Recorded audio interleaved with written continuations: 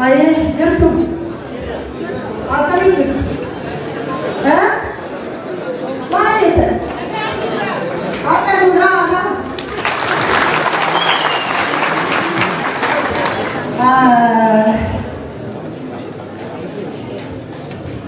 Wagame kedua ternyata. Serbuata semua Musa.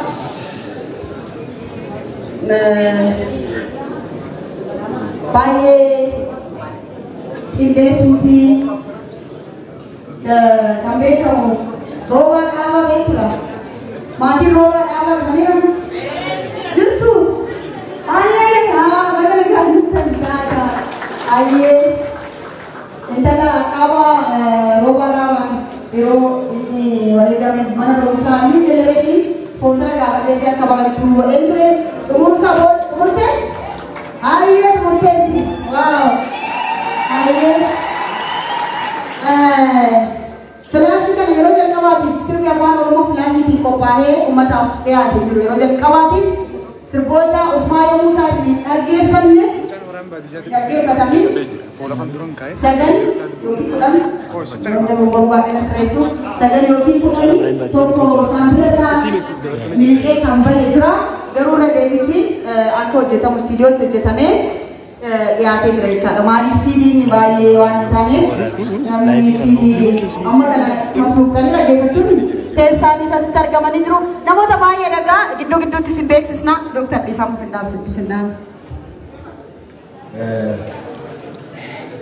Warri kopi kana kopi sikani. Wa kana faturati dari kumpul kabdu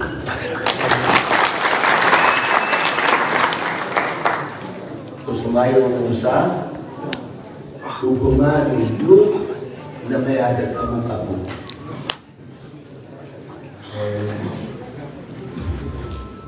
Java wayamen biya kana fugate harajai cara Namun kerja dia sendiri dan tidak lanjut.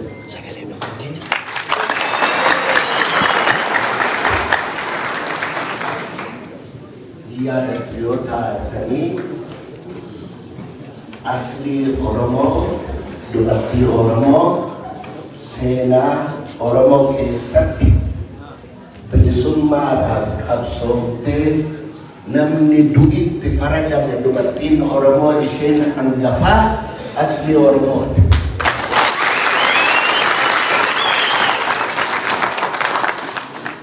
Obboleessi isii Usmaayoo Muusaa obboleessa wajjin dhalatan jechaa miti. Obboleessi qabsoo waliin qaban ilmaan afran qalloo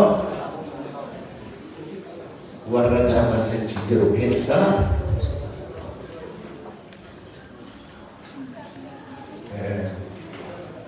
wanni nama qaanessu al tokko tokko Oromoo ta'uun wanna nama qaanessu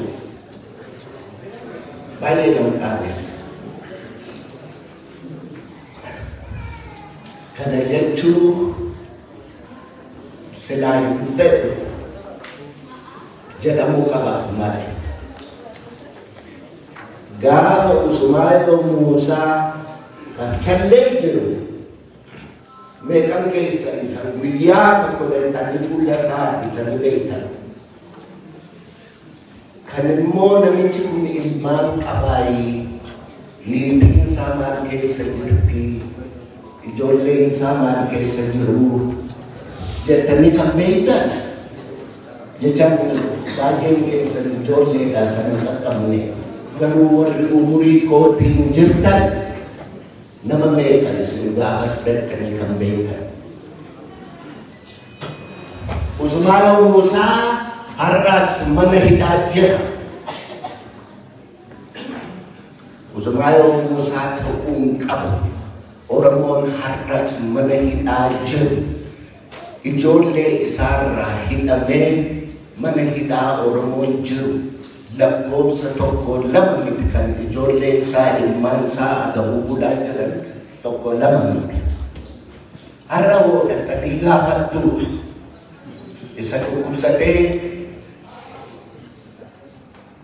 gargaarsa dhabe bara sanarraa kan ka'e dhukkubsataa warra ta'e har'a gaafataa jirtu.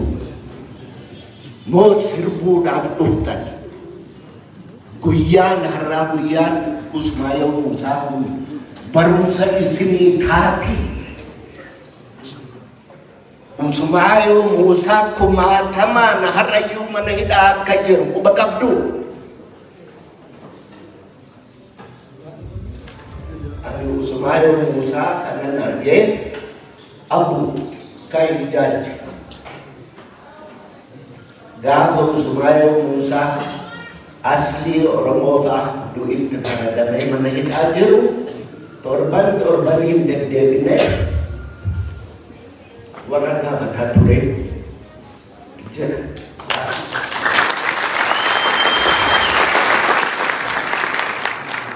Usmaayoo Muusaa warra har'a hidhaa jiru ilmaan isaanii gaafataa jirtu. Mau mengatakan itu sendiri.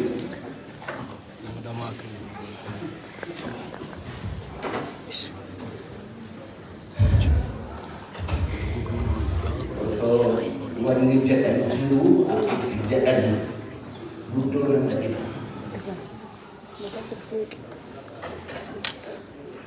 dur jar satu waktu germane dulone warri inni horee ilmaan isaa isa dhufanii jaarsi kun wayi hunduu wayi gaafa godhan jaarsa kana harreetti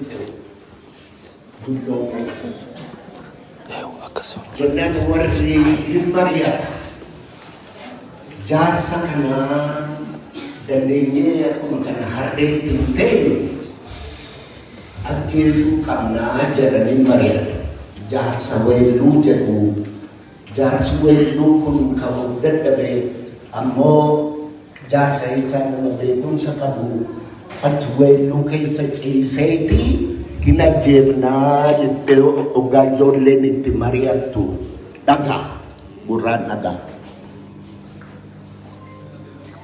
dhagayeeti utuun du'in dura ilmaan kiyya kana wabarsiisuun qabaa jedhee ijoollee jajjabduu keessaa waamee ijoollee waan taataniif kunoo ka'aati malkaa caancoo lafa jedhan gafarsi bishaan dhugutu jira. Karaa kana baatanii achirra baatanii achi bultanii achi baatanii fi achitti malkaa caancoo gageessan hoomaa gafarsaatti dhuftu. Hoomaa gafarsaa sana keessaatii korma tokko naa ajjeesaatii tiruu isaa naa fidaa tiruu gafarsa sanaa yoo nyaadhe nan du'aa jedheen. Hin gammadde ijoolleen silayyuu jaarsa kana ajjeesuu irra tiruu inni jedhe dhandhee fi tiruu nyaatee haa dhuguutii maarree dhandhee tiruu finnaa fi jedhanii ba'an. Bahanii guyyaa guutuu deemaa oolanii galgala aduudhaaniituuf jedhu sareen mandara keessaa dubbi. Sareen kurrimaadha. Sareen maaliin ciisa? Garaa saree kana keessaa mataa gadi baafateetu bulchullaan itti duta. Warra kanatti abuun kanaa takka argitee beektaayee maali sareeni garaa rimaa keessaa bahee namatti duutuu jennaan waan kanan beeknu gallee jaarsa gaafannaa jedhanii darban.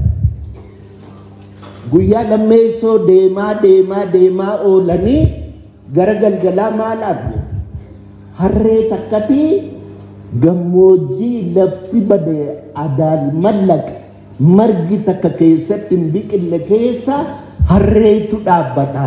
Harreen kun yoo laalan hamma arbaa ga'a. Aboo lafa kana margi hin jiru wamtuu hin jiru.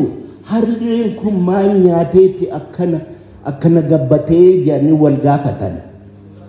Kanallee hin beeknu gallee jaarsa gaafannaa jedhanii dhiisanii darban. Guyyaa sadeessoo deemaa oolanii farda takkatti dhufan. Biyya fardi sun jiru itaan isaa margi isaa muujjaan isaa mudhii fardaa caala. Mudhii fardaa. Fardi muujjaa marga akkana lalise keessaa fardi kun immoo kan gogaan isaatiif lafeen duwwaa walitti jiru huqqatee kasilaaduu gogumaa fi lafeeti walitti jira. Fardi kun sila biyya kana fakkaatu marga kana fakkaatu keessa akkamittiin akkana huqqatee akkamittiin akkana miidhamee jedhanii wal gaafatan. Kanallee hin beeknu gallee jaarsa gaafannaa. Amma borumtaasaa deemaa oolanii gara galgala deebuun qabdee bishaan tokkotti ugaa dhufan. Bishaan kun boolla sadiitti jira. Boolli sadeessoon achi jira.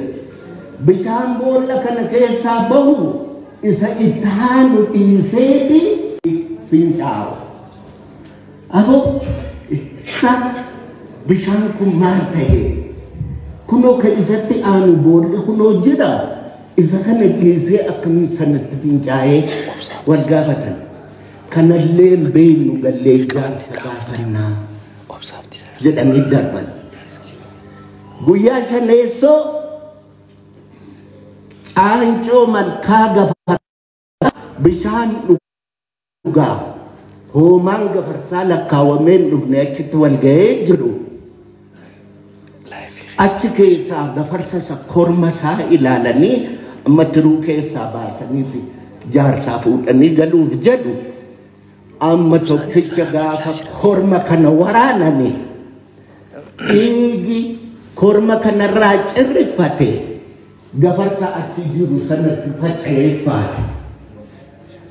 Gafarsi inni waraaname badeeti warri dhiigi gafarsaa sun itti faca'e dhuman. Nagateessi jaran warra dhiigi itti faca'e du'e gafarsi inni waraaname hin baye.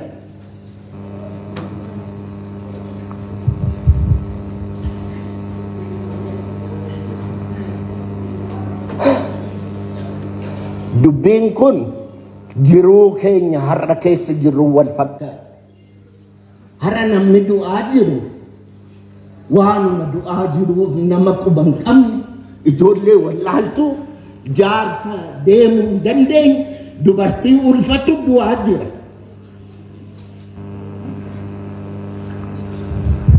Dhiigatti faca'e malee isaan miti kan waraana dhiigatti faca'e kan du'aa jiru warra dhiigitti faca'e.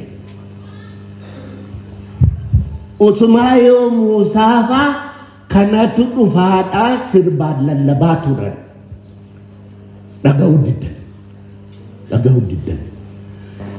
Ijoolleedhaan jedhaan jiru isin warra umrii kootii yookiin natti dhiyaatan siniin hin jedhaera. Isinitti lallabanii wanni asii nutti dhufaa jirtu hamtu jedhanii isitti lallabanii dhaga'uu dadhabdan. Gafarsa du'e sana tokko garaa baqaysanii tiruu keessaa fuudhaniiti galan. Jaarsaa geessu jaarsi amma isa nyaatee du'a.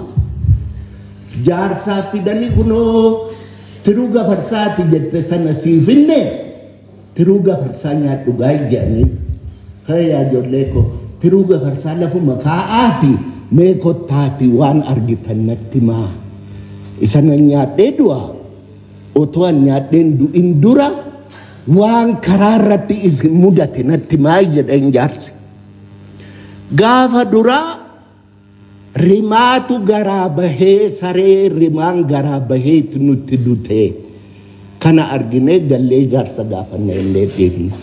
Gaafa lammataa biyya adaan mallaqa margi keessatti biqille keessa harree dhaabbatu hamma arbaa ga'u argine maal nyaatee hanga arbaa ga'e wanni kun jennee ajaa'ibne. Gaafa sadeessoo farda marga keessa dhaabbatu muujjaa mudhii isa ga'u keessa dhaabbatutu lafee fi gogaa fi lafee duwwaa waliin jira. Maaf akkanatti huqqate maaf akkanatti miidhame jennee dinqifanne. Gaafa afreessoo bishaantu boolla isatti aanu dhiisee boolla isarraa fagootti fincaa. Bishaanni kun akkamitti uumame jennee ajaa'ibne.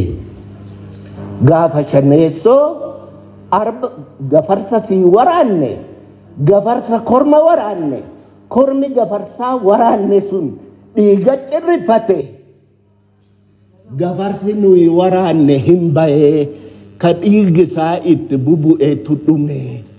Maali kun jennee ajaa'ibne jedhanii gaafatan jaarsa. Yaa ilmaan koo anuu ka isin ergeefi akka kana argitaniifin isin ergee. Ka dura argitan bara ilmi waa abbaarra beeku abbaa waaqarra beeku dhufaa jira.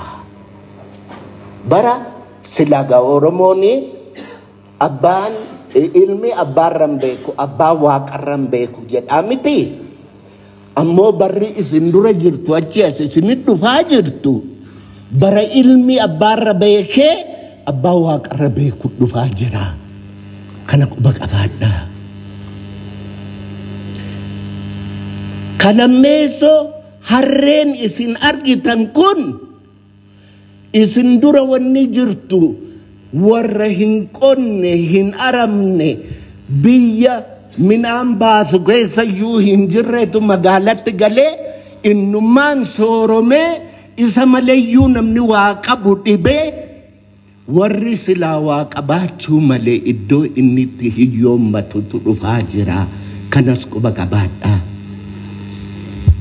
Fardi isin argitan ka gogaaniif lafee duwwaa walitti jiru sun fardi isin argitan sun warra silaa horuu male warra silaa horii horsiisuu beeku warra silaa qotee aramuu beekutu akka farda sanaa huqqatee biyyaa biyya dhabee afaanii afaan wallaalee raata'ee dhaabbataa jira kanas quba qabaadhaa.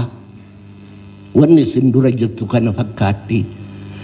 Bishaan isin boolla kana bahee boolla kaanitti irra boolla ittaanurra utaalee itti boolla dhibiyaatti fincaa jettan sun bara isin dura jirtutu waan asitti qotan waan asitti horantu ollaa hanqatee fira aanaa hanqatee biyya alagaa dhaquuf deemaa kanallee quba qabaadhaa. Gafarsi isin waraantan sun ka inni bahe ka ammoo dhiigi isaa itti cirrifatee jennaan dudu'e sun wanni isin dura jirtu gara fuulduraatti namichi inni silaa du'uu malee osoo hin duune warri waan sana gurrumaan dhagahe miidhamuuf deemaa kunillee waan isin dura jirtu quba qabaadhaa jedhee jedhama.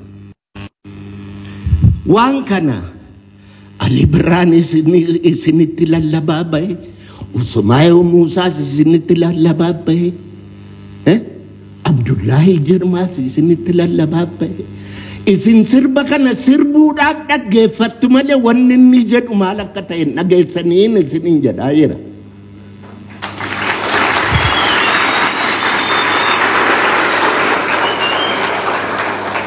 Wanni nuyi keessa jirruuf barri nuyi keessa jirru dhaga'uu feene. Dhaga'uu duwwaanii faayidaan qabu hubachuu feene.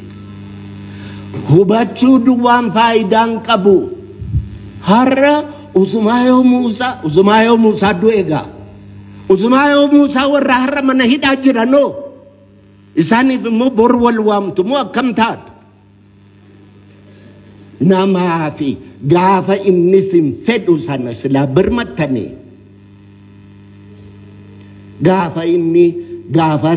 gaafa aslii Oromoo mana hidhaa jirtu meeqa keessantu namicha tokko duwwaan beeka. Namichi kun xurataa birrii 800 qaba. Namichi sun jira amma lubbuudhaan maqaa isaa waan gatiin qabu edeen torbaniin dinnichaaf sun kurtaa bitee karsallee dhaqa. Gaaf tokko yaamee yobbo ati xurataan kee iyyuu birrii 800 maal gochuudha? Maal ijoolleen kee maal nyaatti? Jennaaniin doktorii naan jedhe mana koo distiin waxiitti tolchan ibiddarraa eega taa'e waggaa 3 jedhe. Distiin qabnuu jedhe maan qorqoriyaadha qabnaa jedhe. Ijoolleen koo shayiidhaaf daabboo ganamaatiin ooltee bultii jedhe. Warra kana immoo wannani torbaniin dhufee gaafadhu abdii ijoollee kooti warra hidhaa jiru kun.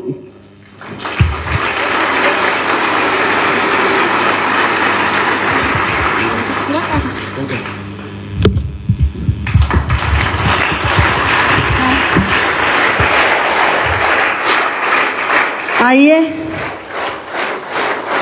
Dr. Gammachuu Magarsaa Hayyuu Seenaa waa baay'ee jedhuu iyyuu garuu gaa yoo nuu galee fi sirriitti gidduutti waan addaan kukutaa dhaggeeffanneef sirriitti hubachuu hin dandeenye garuu warri baay'ee hordofaa turtan quba qabdu isinii galeera yaada. Gara boodaattis deebisnee asirratti waamna. Namoonni baay'een nu gidduutti argaman baay'eetu jira. Maqaa keessan hunda waamuu hin dandeenye nuuf galchitu. Kaffiyaaloo Tafarraa nu gidduutti argama. Akkasumas Abarraa Dagabaasaa bara 1990 gaafa bosona Baalee gubate 90 meeqa 93 yookiin yaa numa ta'a naan jedhe laan kanuma jettee jedhi numa ta'a.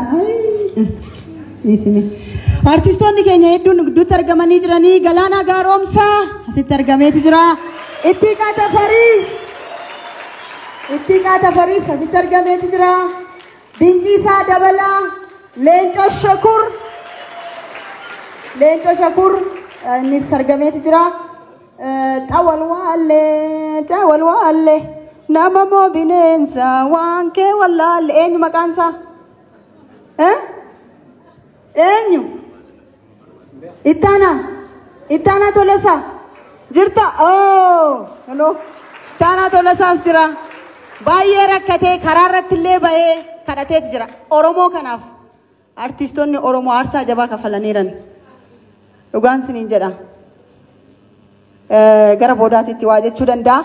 Amma kallattiidhumaan gara eebba kitaabaa fi filaashiitti dabarra.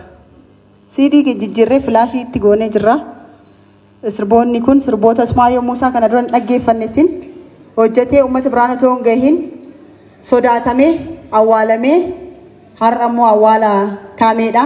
Warri dursitanii harkatti galfattan isin seenaa qabeessa taatu jechaadha. Yeroo jalqabaatiif sirbii filaashiitiin dhiyaate sirboota filaashii muraasaan dhiyeessine asitti argameetu jira. Kanaaf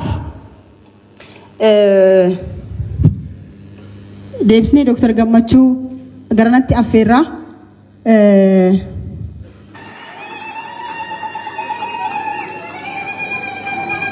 Paartiilee siyaasaa Oromoo garaagaraatis bakka bu'uudhaan kan warri dhufanii jiranii paartiilee siyaasaa Oromoo qofaa miti.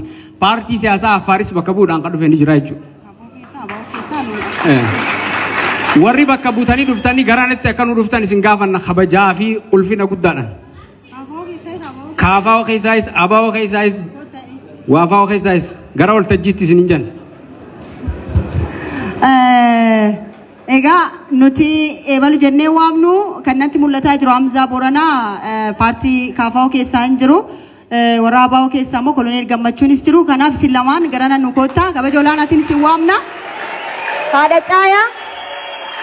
caayaa gara nu koottu. Hayyee kun akka aadaa Harargeetti yoo eebbi jiraatu nama dhadhamsiisu. Nama dhadhamsiisu.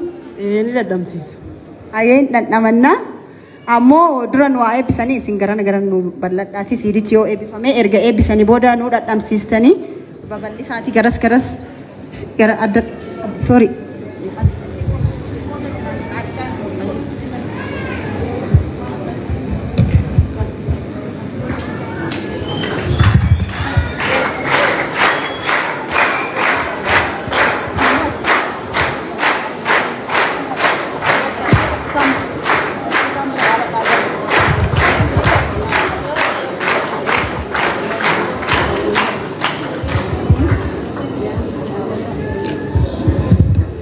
Musaan illee dhufee jira. Paartii Affaar warra Affaar bakka buutiin nuti biyya tokko keessa jiraanna.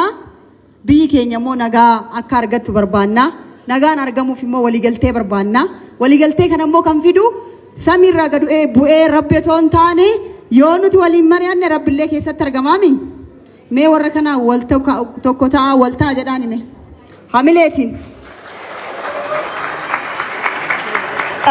Kanaaf amma obbo Tolesaa Kishee isin waldaa Maccaa fi Tuulamaa keessatti miseensadha. Usmaayoo Muusaas miseensa waldaa Maccaa fi Tuulamaa ture. Gabaabsaatii waan jettan nu jedhaatii nu eebbisaatii akka bananiif immoo abbootiin qabeenyaas nu gidduutti argamanii dabaree walii kenninee gaggabaabsinee eebbisnee sagantaa itti aanutti deemnaa. Sagantaa itti aanu wareegamtoota artiistota Oromoo waggoottan shantamman darban wareegaman kudhan ni yaadannaa. Isaaniifis immoo maatiin isaanii asitti argamanii jiranii isaaniifis badhaasni qophaa'ee jira. Sagantaa bal'aa qabnaa jechaadha walitti deebinaa isiniif hin kennu. Tole galatooma jalqaba akkuma dura mucaan yoon isaa dubbatte warri as jiru kun hundumtuuyyuu ilmaan alama Usmaayoo Muusaati miti. Isin hundumtuu ijoollee isaati miti. Erga ijoollee isaa taatanii kaayyoo isaa fuutanii bakkaan ga'uudhaa har'a asitti kana gubbaarratti ga'u jechuun yookaan immoo bakka kanatti wal ga'u jechuun waadaa galuu jechuudha.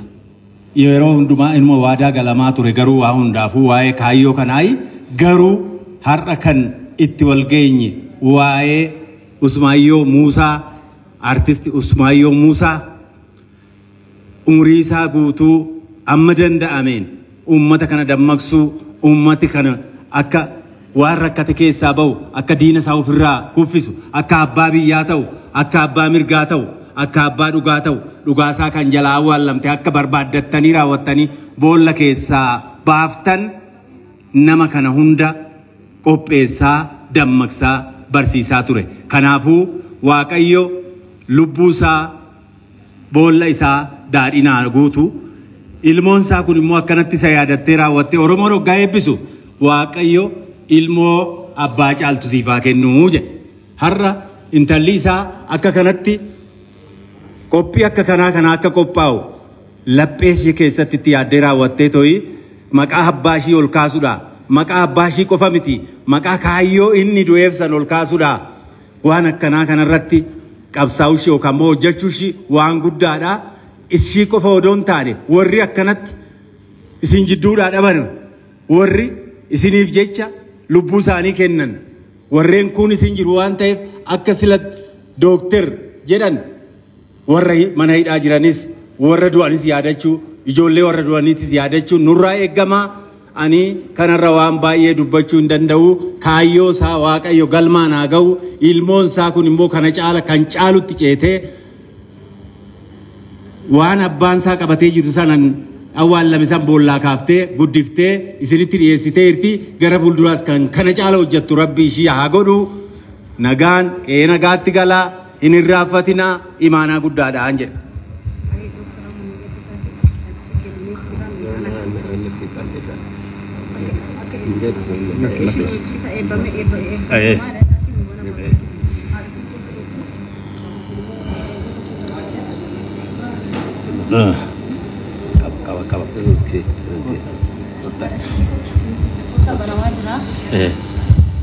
So kitaabni fi ati jedhame kitaabni fi siidiin miti lakki filaashiin eebbifamuufi filaashii eebbifame hin dhageenye takka arra eebbifamuuf deemaa jechuudha. Eebbifame Usmaayyoo Muusaa.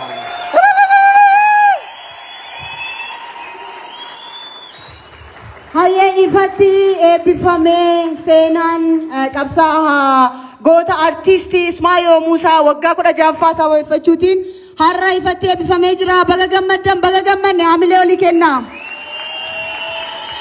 Yeroo jalqabaatiif sirboonni Usmaayyoo Muusaa 9 ta'an filaash irratti qophaa'ee kitaabni isaa immoo seenaa isaa gaazexeessaa barreessaa Bosonaa Dheeressaa fi akkasumas intala isaa Usmaayyoo saartuu Usmaayyoo Muusaa waliin ta'uutiin qophaa'ee har'a ifatti banamee jira. Guddaa isin galateeffannaa haamilee nu kennaafi.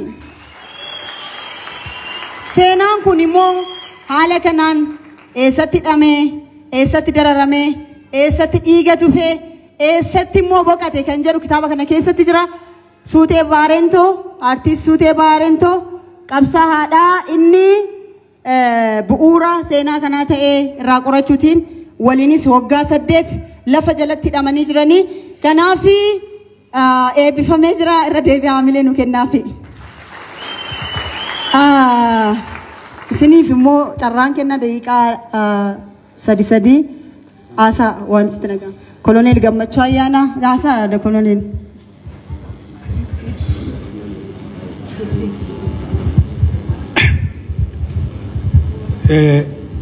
Ulfaadhaa waan hin jedhu guddaan qabu.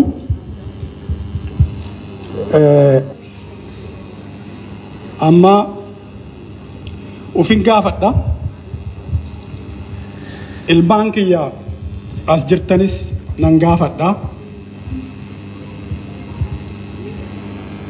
Amma anamoo Usmaayyootu jira.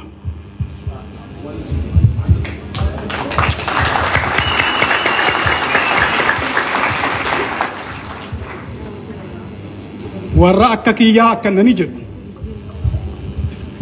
du'aa nyaateen quufne warra akka Usmaayyoo jiraa sooman hiikneen jedha.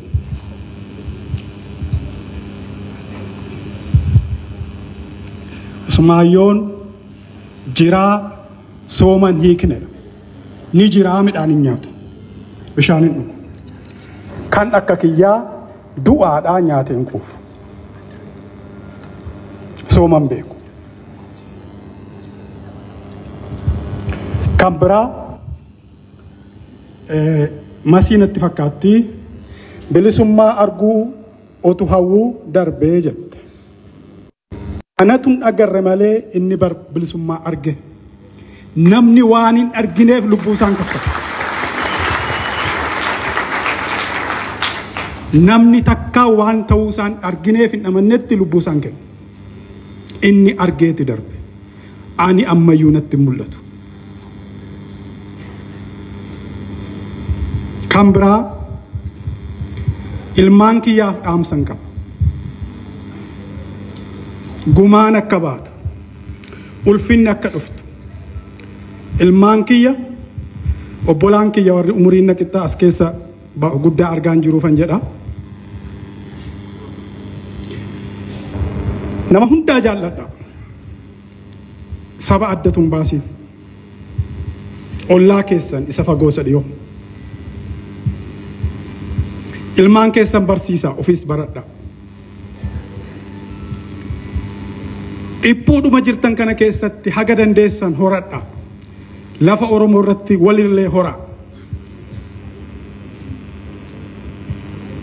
Amantaa keessan gosa keessan jabeeffadha. Adara sekendiifuu eeboo keessan qarachuun irraanfatiina. Eeboon keessan qaran qabu yoo ta'e ulfinan qabda.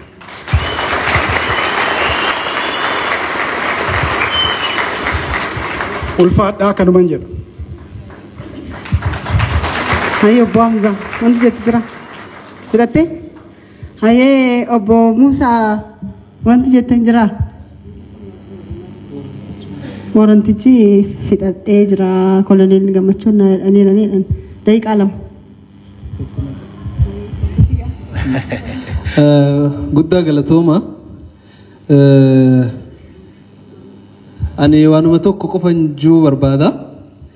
Inni sun immoo uummanni biyya kanaa sabaaf sablammoonni biyya kanaa amata dhufaa dabraa qabsaayaa keenya wareegamaa keenya maarroo keenya jechaa itti fufuu hin qabu. Wanti kun bakka tokkotti dhaabbatee abbaan biyyummaa mirgi ilma namaa mirgi sabaaf amata dhufaa dabraa boo'uu hin dandeenyu, amata dhufaa dabraa gadduu hin dandeenyu, amata dhufaa dabraa waltajjii akkanaa kana qopheessinee abaluun keenya bara kaan hidhamee kaan hiikamee kaan cabee inni kun haga yoomii itti fufa. Waan Dr. Gammachuun kaasan san ani baariin fakkaatu. Haa ta'u malee uummanni tokko ta'ee fuula tokko godhatee marii tokko qabaatee osoo waliin qoqqoodin biyya takka keessa jirra, biyya takka qabna. Biyyattii tanammoo bitti tun biyya faalloftuudha, faalleessanii jiranii najisamtee jirti. Xaaharamuu qabdi bitti tun bareeduu qabdi.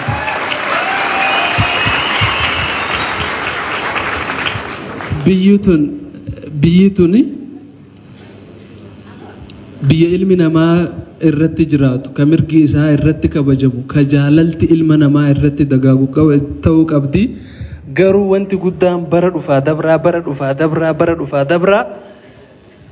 wareegamaa keenya lakkaa'uun dhaabbatuu qaba. Bilisoomuu qabnaan siin jaa galatooma. Baay'ee galatooma. Amma kallattiidhaan gara isin ulfaadhaa bakka teessuma keessaniitti naa deebi'aa galatoomaan isiniin jedha. Asnoo siqaa as gidduutti nu siqaa defa. Ayyee amma aadde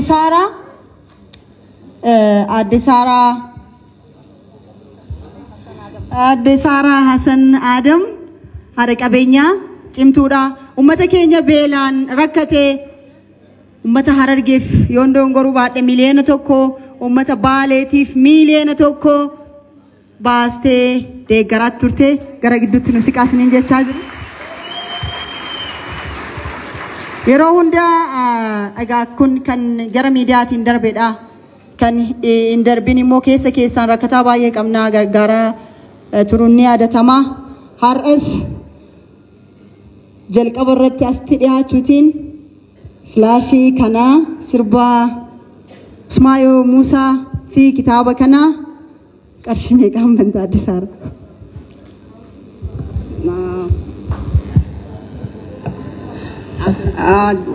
Wanni arra tahee waan jechaa oliiti.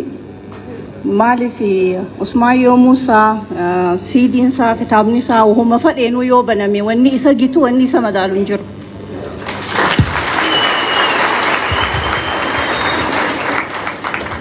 Sanumaafuu jalqabumaa jecha ani siidii kana qarshii 200 bitaan jira.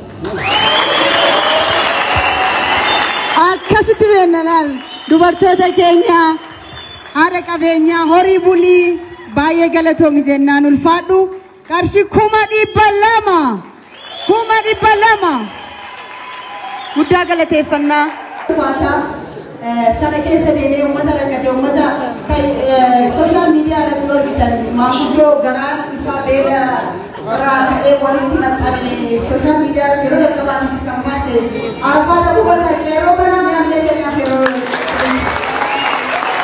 ammoo baay'ee namoota adda addaa namoota biyya alaa jiraatan karaa isaatiin eeguutiin uummata baay'ee gargaaraa ture gaafa mootummaan immoo seera baasee nama gargaaruuf maqaa uummataatiin dubbii keenya irratti namoonni baay'een gaafa nama dhuunfaatiif akkaawuntii bannu uummata gargaaru jedhee akkuma adna uummataaf maqaa uummataatiin namni dhuunfaa maallaqa qabuu danda'u seera ba'ee jira. Tole akkasii wadhaa dhaabbata Soofumar Retail Development Organization hundeessuutiin amma hojii guddaa hojjetaa jira. Diaspora leera amma Dubai dhufee akkuma dhiyeessa meeqamee kenna. Dhaabbata kana Soofumar dhaabbata kana dura taa'aadhaan ani dubbadhu hin taatu. Waan hunda dura abboota biyya dura dhaabbadhee waan hunda dubbachuu hin danda'u. Waan hundaafuu Arafat Abubakar jedhama. Kani bakka bu'ee asitti argame dhaabbata Soofumar Relief and Development Organization dhaabbata tola ooltummaa uummata Baaleef qofa osoo hin taane Oromoo guutuuf dhaabbate Gujii hanga Gooroo Doolaatti deemnee gargaaree jirra. Harargeelee hanga ganda Odaa Bultumitti deemnee gargaaree jirra. Har'a immoo kitaaba Ismaayoo Muusaa kana dhaabbanni keenya yeroo dhiyoo dhaabbatee humna hin qabnu nutti hin tuffatina akka Soofumaritti 50,000 bannee jirra.